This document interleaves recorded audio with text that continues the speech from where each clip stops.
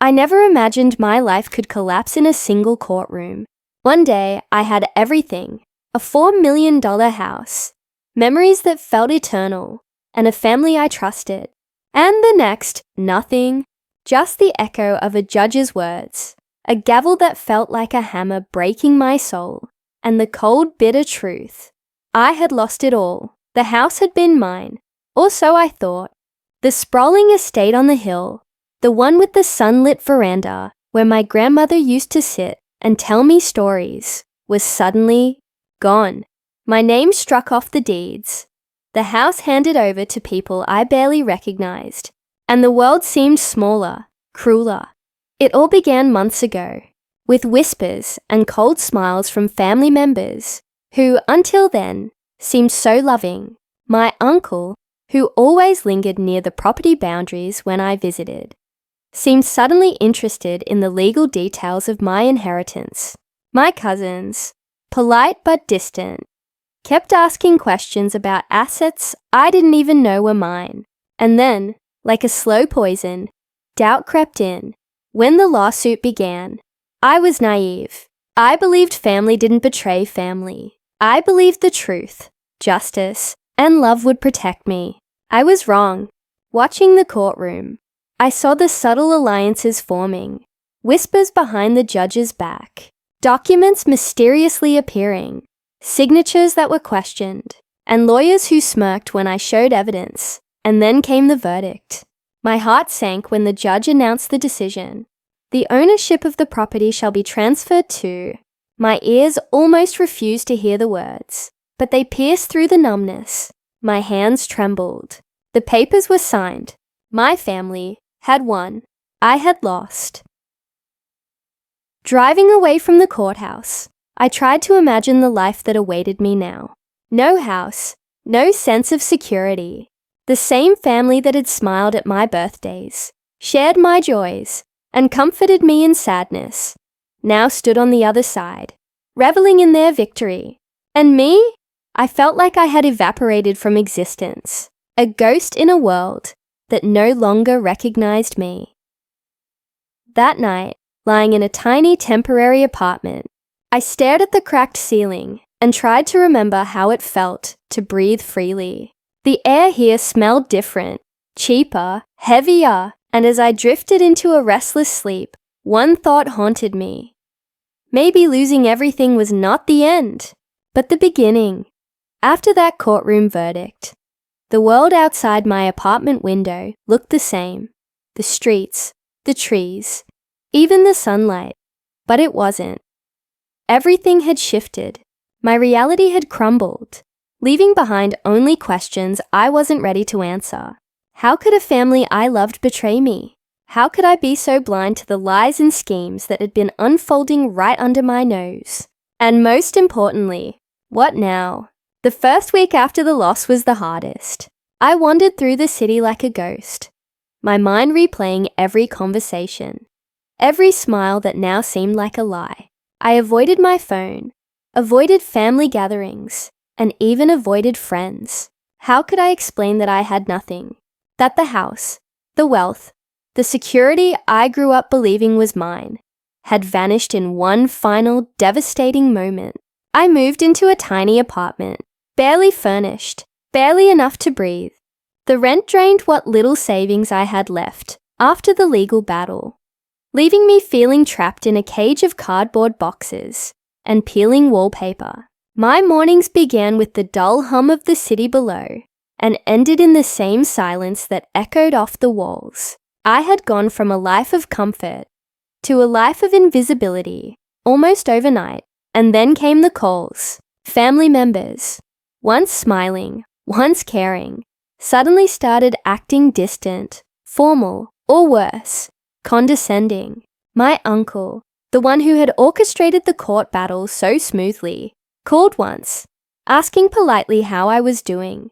But there was no warmth, no trace of remorse, just a cold curiosity about how I was surviving without the house. My cousins sent messages that sounded like pity, the kind that stings more than outright cruelty. And my parents, they had quietly chosen sides. pretending neutrality, while letting the tide of betrayal sweep over me. I spent long nights scrolling through old family photos, searching for some memory of trust, some proof that my world hadn't always been so cold. I found pictures of birthdays, vacations, and holidays, smiles frozen in time, but they all felt like lies now, like images of someone else's life. Someone who had been happy before reality decided to crash down. I realized something painful. The people I loved could hurt me the most. I tried to reach out for support elsewhere.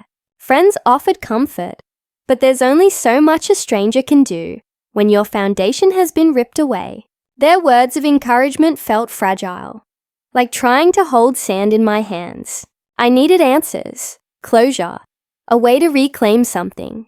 But what and where? It was during one of these sleepless nights, curled up on the couch with nothing but the dim glow of a single lamp, that a thought began to form in the back of my mind. Grandma's house. My grandmother had passed a few years ago, leaving behind memories, love, and apparently secrets. Her house had always been a sanctuary, a place where my childhood laughter had filled every corner. And now, alone and desperate, I realized I had never truly explored it. Not really. I had visited the living room, the kitchen, my old bedroom, but the basement? That part of the house had always been off limits, filled with old furniture, dusty boxes, and shadows that whispered secrets I hadn't yet been ready to hear. The idea of returning to Grandma's house stirred something in me, a spark of hope, a sense of purpose. Maybe, just maybe, there was something she left behind for me, something that could make the impossible possible, something that could turn my despair into strength. I packed a small bag and drove to the house. The streets were familiar, the driveway still lined with the same trees that Grandma had planted decades ago. Everything looked the same, yet different, as though the house itself was holding its breath, waiting for me to uncover its secrets. The door creaked as I entered, and the air inside smelled of old wood, lavender, and dust, a comforting reminder of a past that felt untouched by betrayal. I wandered through the rooms, touching surfaces that held memories of a simpler time, until I reached the staircase to the basement. I had avoided it before, out of respect for Grandma's privacy, but tonight, necessity outweighed reverence. Something told me she had left me a gift, an inheritance not of wealth, but of knowledge, something that could change everything. I hesitated at the door, my hand trembling as I turned the knob. The basement smelled of age and mystery, a place frozen in time. Cobwebs hung from the ceiling like fragile curtains, and the shadows seemed to shift as I stepped inside. Old furniture loomed like silent sentinels, and stacks of boxes towered over me, each labeled in Grandma's neat handwriting. Memories, letters, treasures. I started sorting through the boxes, finding old photographs, childhood toys, and letters written in fading ink. But then, tucked beneath a pile of old blankets, I found something that made my heart race. A small locked chest, its wood polished and warm to the touch, despite the dust surrounding it. There was no key in sight, but the lock looked delicate, fragile even, as though it had been waiting for the right hands to open it. For the first time in weeks, I felt anticipation, a flicker of excitement that had nothing to do with the courtroom or my lost house. This was mine, unclaimed and hidden away. And something told me this was only the beginning. As I stared at the chest, my mind raced with possibilities. Could it contain money, documents, clues about Grandma's estate, or perhaps answers to questions I hadn't even dared to ask? And most importantly, could it help me reclaim what had been stolen from me? I didn't know yet, but I knew one thing with certainty. My life was about to change. I couldn't sleep that night. The thought of the chest, its mysterious presence in the basement, kept my mind racing. Every creak of the floorboards, every distant honk from the street outside, felt amplified. It was as if the house itself was whispering to me, nudging me towards something I wasn't ready to face, but needed to. Something that could change everything. The next morning, I returned to Grandma's house, my small bag of essentials clutched tightly. I was determined. The day outside was bright, but inside, the basement seemed darker, more mysterious, as if hiding its secrets in plain sight. Shadows stretched across the walls, and dust motes danced in the sunlight, streaming from the small basement window. I approached the chest again, heart pounding. Its presence felt heavier now, almost alive, as if it knew I had returned. I knelt beside it, running my fingers over the smooth, polished surface. I could see the lock clearly, a tiny, intricate mechanism, delicate yet purposeful. My grandmother had hidden this for a reason. But what reason? And why now, when I had lost everything else? The basement, I realized, was more than a storage space. It was a sanctuary, a time capsule, a puzzle waiting for the right person to solve it. My eyes wandered across the room, scanning the stacks of boxes, the old shelves crammed with books, the furniture covered in sheets like sleeping giants. There were old family photos pinned to the walls, dusty journals stacked neatly, and letters tied with ribbons, their edges yellowed with age. Every corner seemed to hum with the energy of the past, a past that my grandmother had preserved for me, and maybe only for me. I set to work exploring, moving boxes carefully, uncovering layers of forgotten memories. I found toys I had played with as a child, letters Grandma had written to distant relatives, and photographs of people I didn't recognize. There were ledgers, old newspapers, and even a few old jewelry boxes, but nothing that explained the chest. And then I found it, a small handwritten note tucked under a pile of old blankets. My hands shook as I unfolded it. The paper was fragile, its edges curling, and the ink was faded but legible. It read, "To Mira, if you are reading this, then life has tested you in ways I could not protect you from. There are truths hidden in this house that belong to you. Seek carefully, for not all treasures are silver and gold. Some are heavier, some are wiser, and some are justice itself." Love, Grandma, my breath caught. Justice. My grandmother had known, knew my family's intentions, knew I would face betrayal, knew I would need more than luck to survive. And now, she was leaving me clues. I returned to the chest. Its lock seemed more significant now, almost like a challenge. I tried twisting it gently, pressing on tiny parts, until, click, the lock yielded.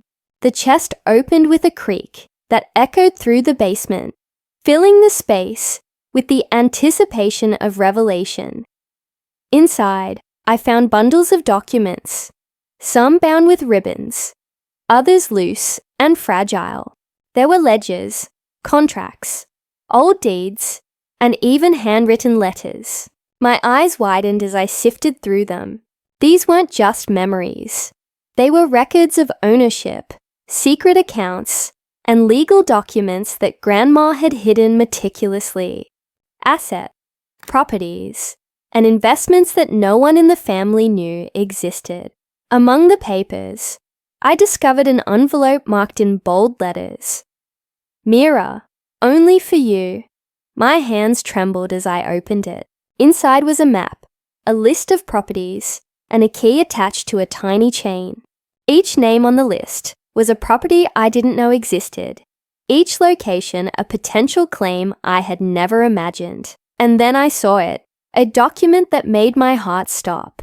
A legal deed proving ownership of several properties, including one with the potential to surpass even the $4 million house I had lost. My grandmother had left me a secret empire, hidden from greedy relatives, safeguarded until I was ready. I sank to the floor, overwhelmed by a mixture of grief, relief, and anticipation.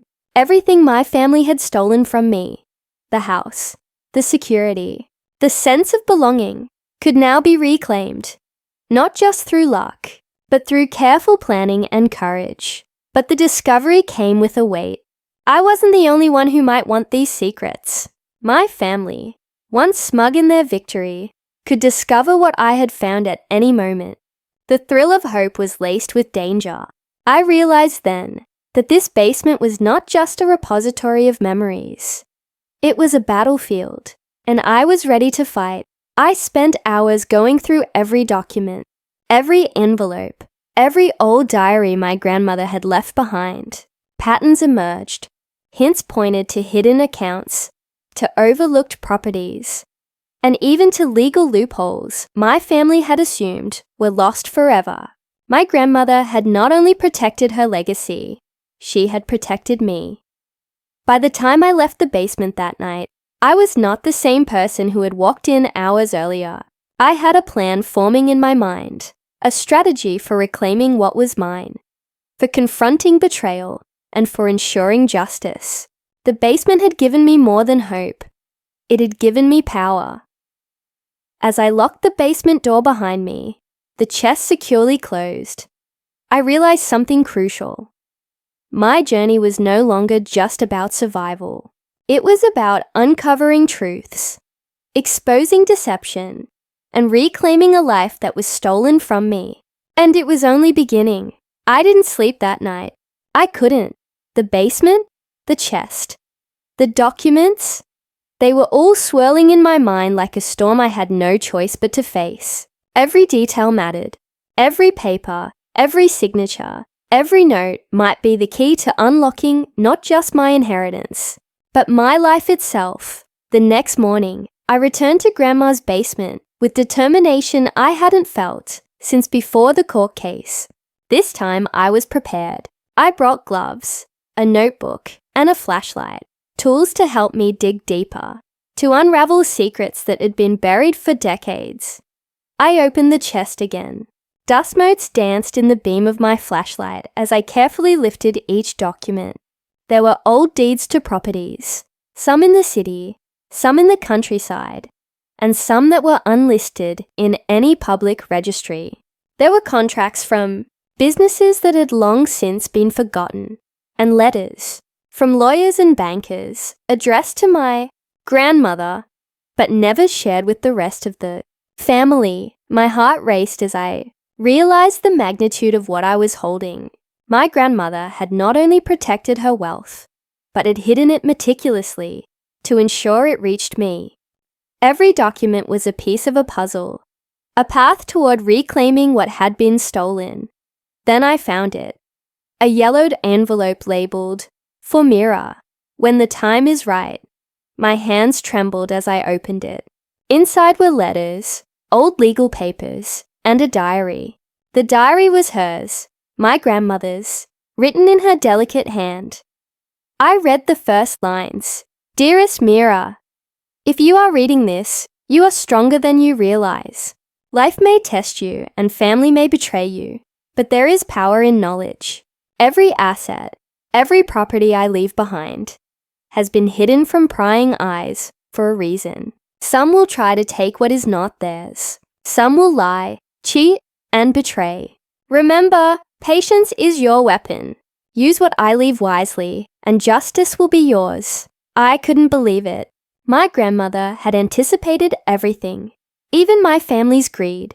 She had prepared me for this moment without me even knowing. I carefully went through each paper, my pulse quickening with every discovery. One document revealed an old estate in the countryside, a property I had never known existed, fully owned in my grandmother's name and legally transferable to me. Another contained a trust fund, secretly established, with enough funds to not only reclaim my lost house, but also secure my future. But the most shocking discovery came last. A detailed account of how my family had manipulated events to take control of the $4 million house I had lost. There were letters proving my uncle had pressured lawyers, documents showing false claims, and even notes from my grandmother, warning me about the very betrayal I had just suffered. Anger surged through me. For the first time since losing the court case, I felt clarity. I understood exactly what had happened, and more importantly, how I could use the information in my hands to turn the tables. Hours passed as I meticulously examined every item. There were maps marking properties, coded notes about hidden assets, and letters explaining legal loopholes. Each discovery added another layer to the plan forming in my mind. This was bigger than I had imagined. It wasn't just about reclaiming one house. It was about reclaiming my life, my dignity, and the future my family tried to steal. I paused and leaned back, letting the enormity of the discovery sink in. The basement, once a place of shadows and dust, now felt like a vault of power. My grandmother's voice seemed to echo in the walls, guiding me, giving me courage. And then, I noticed something in the corner, a small hidden panel in the wall, almost invisible behind a stack of old furniture. My pulse quickened. Could there be more? Something even my family didn't know existed? I approached it cautiously, running my fingers over the edges. With a careful push, the panel swung open to reveal a small hidden compartment. Inside were stacks of envelopes, each containing bank statements, property titles, and letters with instructions written in my grandmother's hand. One envelope caught my eye. It was addressed to the future owner of justice. My breath hitched as I opened it. Inside was a letter detailing a legal strategy, property claims, and financial tools specifically designed to protect me from anyone attempting to block my inheritance. It was genius. Every step laid out, every obstacle anticipated. I sat there for hours, reading, planning, and imagining the confrontation to come. My grandmother had left me not just wealth, but a roadmap to reclaim what was rightfully mine. She had transformed a basement full of dust and shadows into a weapon of justice. As I closed the final envelope, a sense of purpose washed over me. I was no longer a victim. I was a force, armed with knowledge, strategy, and the power of my grandmother's foresight. But with that power came responsibility and danger. My family had betrayed me once. There was no telling what lengths they would go to if they discovered what I had found. The path ahead was uncertain, filled with risks, and fraught with emotional landmines. Yet for the first time since losing my house, I felt hope. And with hope came determination. I wasn't just going to survive. I was going to reclaim everything and make sure justice was served. I left the basement that night, the chest locked behind me, the secrets safely in my possession, and a fire burning in my heart. This was the beginning of the reckoning, and I was ready. That night, after hours of sifting through papers, I realized the basement wasn't just a memory lane. It was a treasure trove, a blueprint left by my grandmother. Each document, each note, was more than a piece of paper. It was a key, a weapon, and a guide to reclaiming everything I had lost. I spread the documents across the basement floor, organizing them into categories: properties, accounts, legal claims, and personal letters. The sheer volume was overwhelming, but the thrill of discovery pushed me forward. Each page I unfolded seemed to whisper my grandmother's voice. "Mira, it's your time. Be patient. Be smart."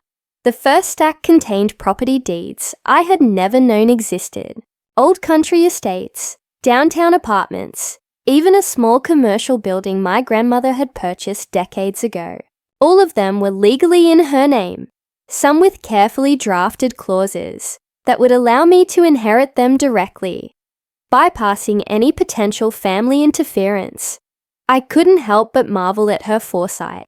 She had anticipated my family's greed, their attempts to seize control, and she had crafted a strategy to protect me. For every property my family thought they could claim, there was a corresponding document that guaranteed it would be mine if I knew how to act. The next stack was even more intriguing. Letters from lawyers, accountants, and financial advisors, all meticulously addressed to my grandmother. Some were financial statements, showing investments and trusts I had no idea existed. Others were legal opinions, outlining contingencies in case anyone challenged the inheritance. Each one was a testament to my grandmother's planning, her brilliance, and her love for me. And then I found the most important documents. Handwritten letters from my grandmother directly to me. They weren't just instructions, they were lessons. Dearest Mira, if you are reading this, it means you have faced hardship, and your strength is being tested. There are those in the family who will try to take what is not theirs. You must not be hasty, nor must you reveal everything at once. Observe, learn, plan, and when the time is right, act. Use those documents wisely. Your victory will not only reclaim your property, but also restore justice. I read and reread her words. Each letter felt like a lifeline, guiding me through the storm of betrayal I had endured.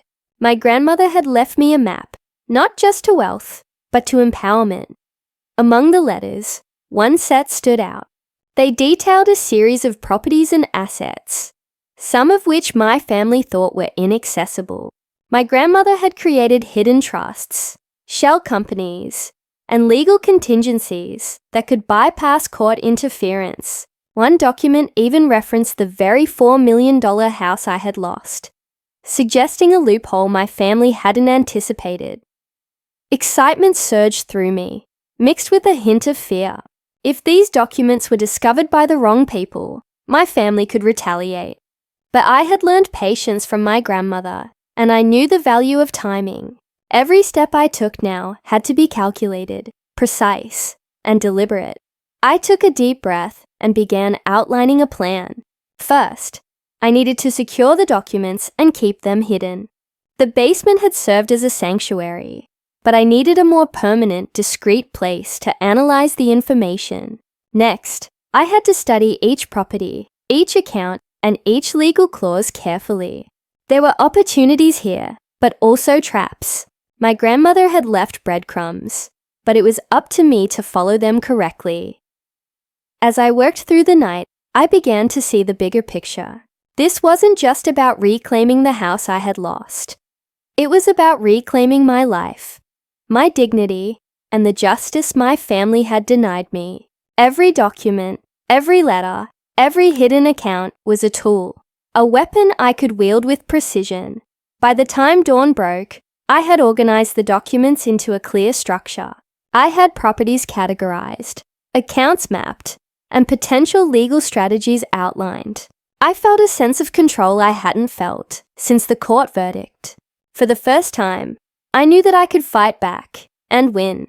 But there was one final discovery that made my heart stop. Tucked inside an envelope labeled, "When the time comes," was a set of instructions for confronting my family legally. It detailed how to present evidence, protect assets, and reveal the truth about their betrayal. My grandmother had thought of everything. Every eventuality, every obstacle, every deceit was accounted for. I sat back, overwhelmed but determined. The weight of the documents in front of me was immense, but so was the power they represented. I had lost so much, but now I had the means to reclaim it all, and more.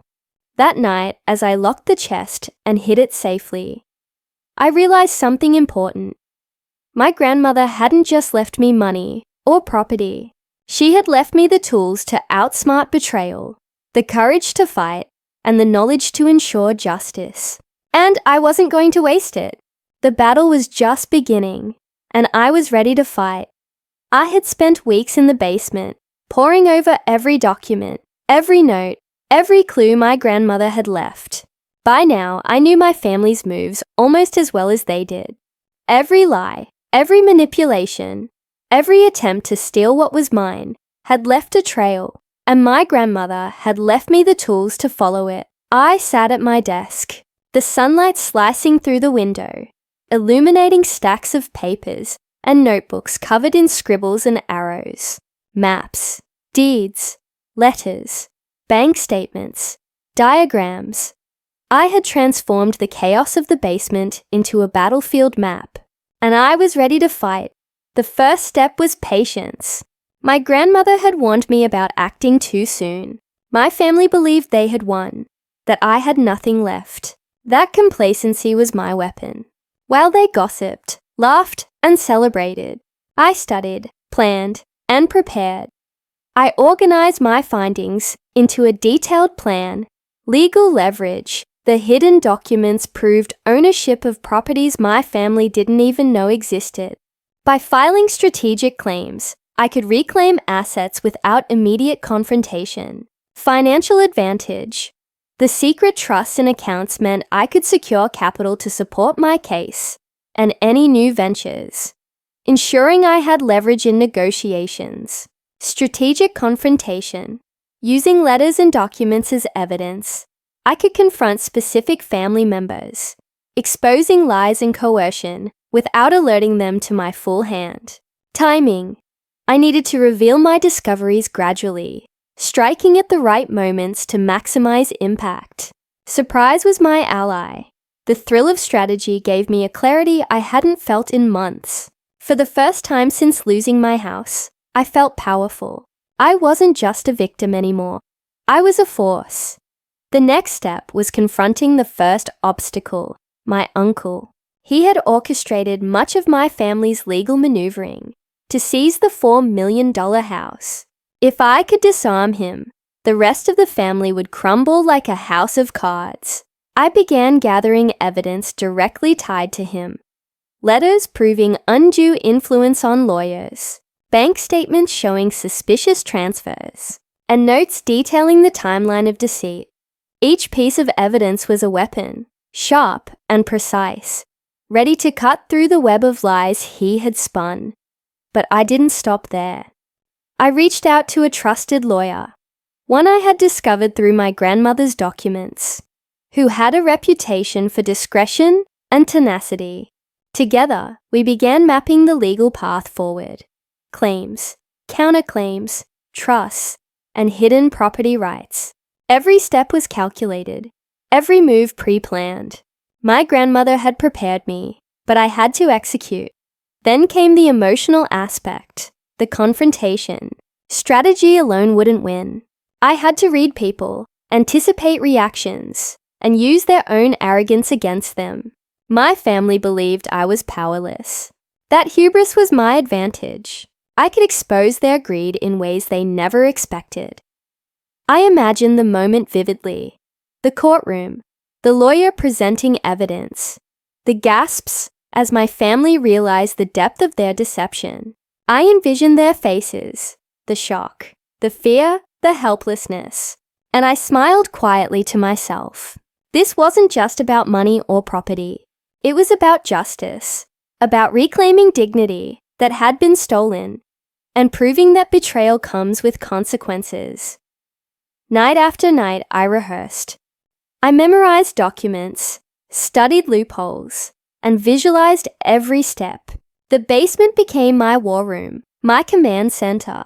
Every stack of papers, every letter, every hidden clue was part of a strategy that would dismantle my family's schemes, piece by piece.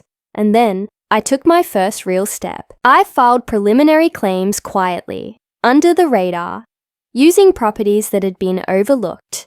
My uncle and cousins would not see it coming. They assumed I had nothing, no resources, no leverage. They underestimated me. Big mistake. As I sat back and watched the first domino fall, I felt a rush of vindication. The first win wasn't about the money. It was about proving that I had survived, learned, and adapted. I was turning despair into power, humiliation into strategy, and loss into a meticulously planned comeback. Revenge wasn't about rage. It was about justice. And I had every tool I needed.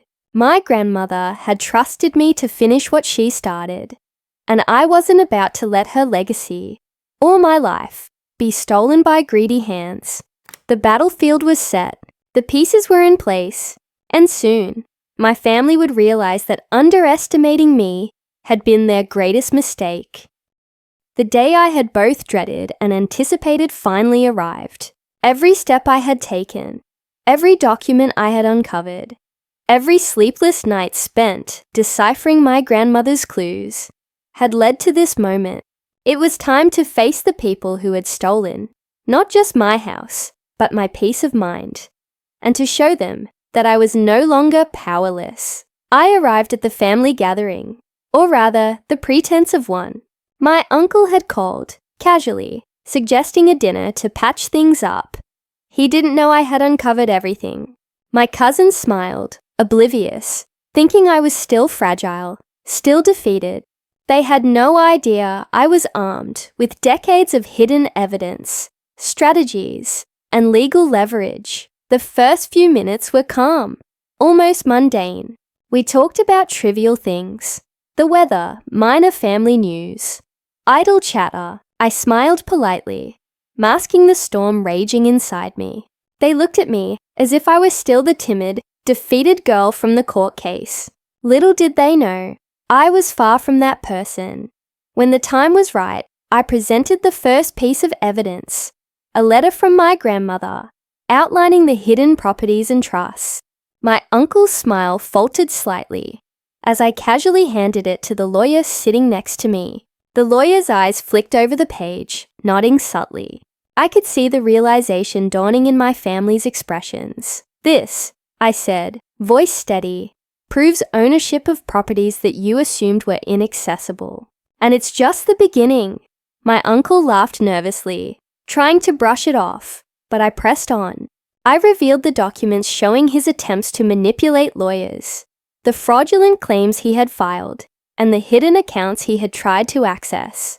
My cousins' faces turned pale as I methodically laid out the evidence. Each revelation cut through their smugness. Like a knife, the room was tense, silent, except for my voice, and the occasional rustle of papers. Every accusation was backed by proof. Every claim reinforced by my grandmother's foresight. I watched as they struggled to maintain composure, their arrogance crumbling with every document I presented. You see, I continued, you assume that because you had the courtroom on your side, you had everything. But my grandmother prepared for this. Every deception, every betrayal, every attempt to steal what was mine has been anticipated and accounted for. My uncle opened his mouth, but no words came. My cousins avoided my gaze, their confident smirks replaced by shock and fear. For the first time, they realized that underestimating me had been their gravest mistake. I didn't stop there. I revealed the hidden trusts, the secret properties, and the legal strategies my grandmother had left in place. Each revelation was a blow, a reminder that power was never in the courtroom alone. It was in knowledge, preparation, and patience. By the end of the evening, the dynamic had shifted completely. My family, once smug in their victory, now sat in stunned silence. The same people who had celebrated my defeat were forced to confront the truth. I had outsmarted them. I had turned betrayal into strategy, loss into power. It was not revenge born of hatred, but of justice. My grandmother had trusted me to finish what she started, and I had honored that trust. And in that moment, as my family realized the depth of their miscalculation, I felt a sense of closure and empowerment I hadn't thought possible. The confrontation wasn't just about exposing their lies. It was about reclaiming my dignity. I didn't gloat. I didn't shout. I simply presented the truth, calmly, with certainty, and let the evidence speak for itself. As I left the gathering that night, I felt a profound sense of liberation. I had faced betrayal, uncovered secrets, and reclaimed my power. My family would never underestimate me again. And my grandmother's legacy, carefully preserved and now fully realized, was secure. That night, I walked away from the confrontation with my head held high. The house, the properties, the wealth, they were no longer just assets. They were symbols of resilience, strategy, and justice. And I knew finally that no one could take that away from me. Victory doesn't always roar. Sometimes, it whispers quietly in moments of clarity, in the satisfaction of seeing justice served and dreams restored. And for me, that victory came slowly, deliberately, built on patience, strategy, and the careful guidance of someone I had lost long ago, my grandmother. After the confrontation, I took the next steps with careful precision. I filed the legal claims for the hidden properties and trusts. The lawyers I had enlisted worked swiftly, using the documentation and letters from my grandmother to assert my rightful ownership.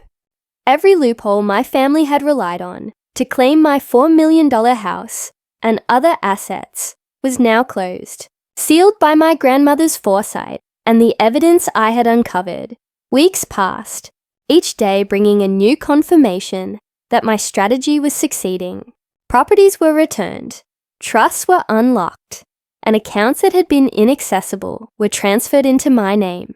Every victory felt surreal, yet deeply satisfying. The humiliation, despair, and loss I had felt in the courtroom were replaced with confidence, power, and a renewed sense of self. Finally, the moment arrived.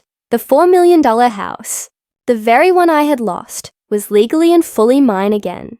The paperwork was clear. The courts acknowledged my rightful claim, backed by irrefutable evidence. I walked through the familiar rooms once more, the sunlit veranda, the spacious living room, the kitchen where my grandmother had baked countless cookies. Everything felt like it belonged to me, not just legally, but emotionally. I paused on the veranda, the breeze brushing against my face. I thought of my grandmother, who had left me not just property, but the wisdom to reclaim what was mine. Her voice echoed in my memory. Patience, Mira. Knowledge is your greatest weapon. Use it wisely. But reclaiming the house was only part of the story. The hidden estates, trusts, and accounts meant I was now financially secure beyond my previous life. My grandmother had left me the means to not only survive, but thrive, to build a life that no betrayal could shake. The emotional payoff was just as significant. My family, once smug in their victory, now had to acknowledge my strength and intelligence. The smugness and arrogance that had caused me so much pain were gone, replaced by a respect I had earned, not through confrontation alone, but through strategy, preparation, and resilience. I also reached out to the family members who had tried to manipulate and deceive, not to destroy them, but to assert my boundaries clearly. I made it known that deceit and betrayal would no longer be tolerated. For the first time in years, the balance of power had shifted. Sitting in my reclaimed home, surrounded by the wealth, love, and memories my grandmother had protected for me, I realized that triumph isn't just about winning.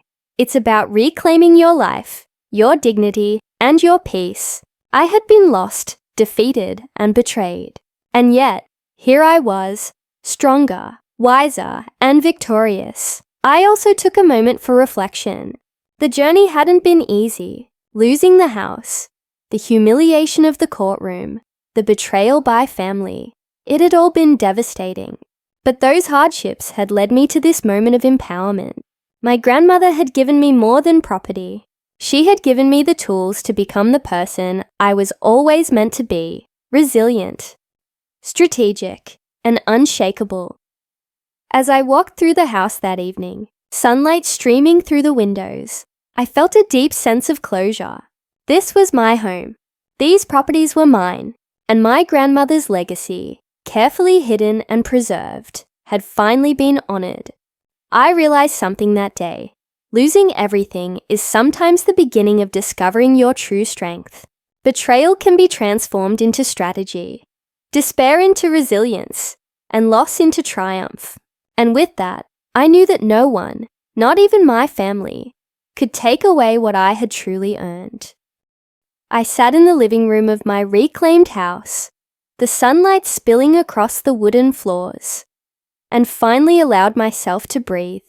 The chaos, the betrayal, the despair, it was all behind me. I had walked through fire and emerged stronger, not just with wealth restored, but with clarity, purpose, and a new understanding of myself. The journey had been long, harrowing, and sometimes unbearable. Losing the $4 million house, watching my family betray me, and facing humiliation in court. It had felt like the end, but in truth, it had been a beginning of resilience, empowerment, and transformation. I thought of my grandmother, the quiet architect of my victory. She had left me more than hidden properties and secret accounts. She had left me guidance, foresight, and faith in myself. Every document, every letter, every clue in that basement was her voice, reminding me that strength and patience are often the greatest tools in life. I had learned lessons that no court could teach. Knowledge is power. Understanding the full picture allowed me to reclaim what I had lost. Patience is strength. Acting too soon or without preparation would have doomed me. Justice is sweeter than revenge. My goal was never to destroy my family, but to reclaim my life and dignity. Resilience transforms pain into power. The loss that had once crushed me became the foundation of my comeback. Walking through the house, I ran my hands over surfaces I had once called home, feeling a deep connection to both my grandmother and the life I had fought to restore. The memories that had seemed tainted by betrayal were now infused with triumph. Every corner of the house whispered a story of strategy, endurance, and love. And yet, the most valuable inheritance wasn't the house, the hidden trusts, or the properties. It was the understanding that I could survive, adapt, and rise above even the most devastating betrayal.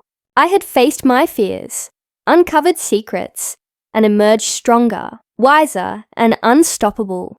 If there's one thing I want anyone listening to my story to know, it's this. Losing everything doesn't have to mean the end. Sometimes, it's the beginning of finding your true strength, uncovering hidden opportunities, and transforming despair into power. And if someone tries to take what's yours, remember, patience, knowledge, and courage can turn the tide in your favor.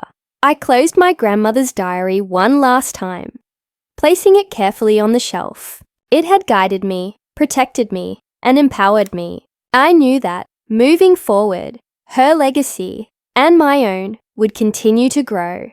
The sun was setting, painting the sky in hues of orange and pink, and for the first time in a long while, I felt complete peace.